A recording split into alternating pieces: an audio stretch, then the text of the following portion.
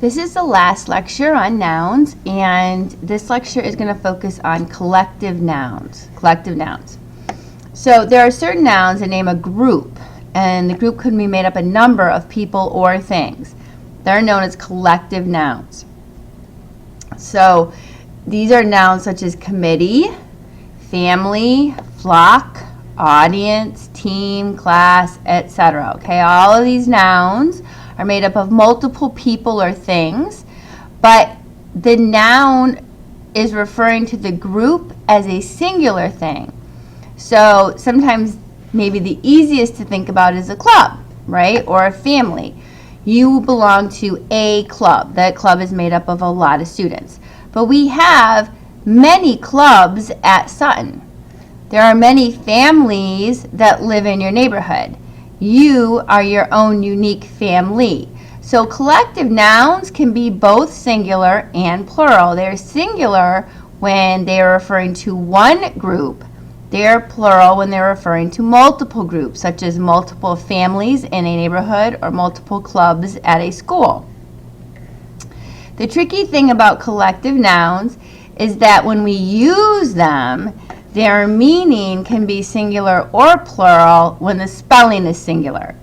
So, for example, the whole flock enters the meadow through a gate. Okay, we have one flock. It is entering the meadow through a gate. It's acting as a single unit. So we treat it as a singular noun, and we choose a verb choice that works with a singular noun. The flock enters the meadow. We could replace this with a word such as it. It enters the meadow because we're referring to one flock. It could have a plural meaning and still be spelled singular because we're only referring to one flock. The flock enter by different gates. Here, the members of the flock, the birds, the geese, whatever it is, are entering by different gates. So they cannot be acting as a single unit. They are acting individually within the group. So when they're acting individually within a group, there's a whole bunch of them. We treat it as if it were a plural noun, even though there's only one flock.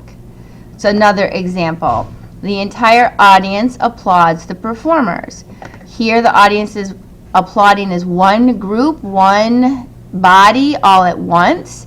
So we treat it singular, and our verb choice, applauds, is what would match with any singular verb, such as it or he or she applauds the performer.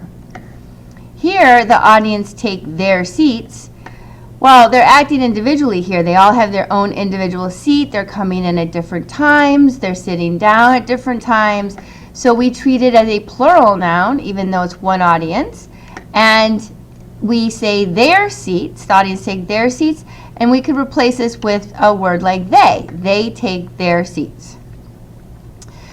When we do that, when I replace the collective noun, flock or audience, with a pronoun such as it or they or he or she, it is a technique known as substitution.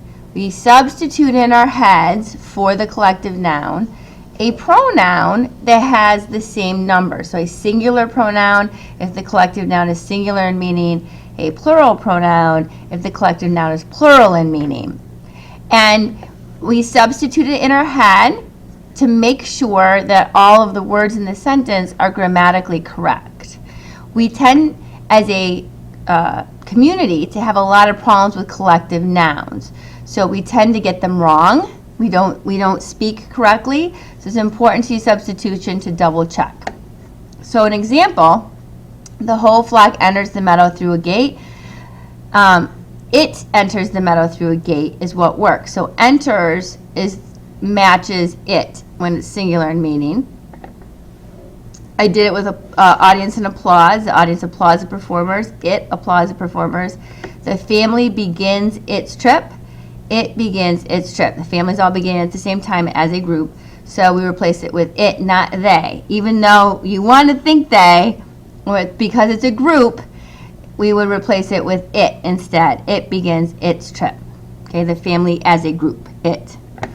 Over here, when we have plural meanings, we substitute they. So the family eat their sandwiches. They're not all eating as a group one sandwich. That would be kind of funny, right? They're all eating their own sandwiches. So here is where we can substitute they for family. They eat their sandwiches. So it's important to be able to distinguish the difference between singular and plural use. I would like you to write a sentence, use a collective noun correctly, okay? And I want you to try and tell me if you think your collective noun is singular or if you think your collective noun is plural. So identify the collective noun, underline it, bold it, whatever, and then tell me that it's singular or plural in meaning depending on how you've used it.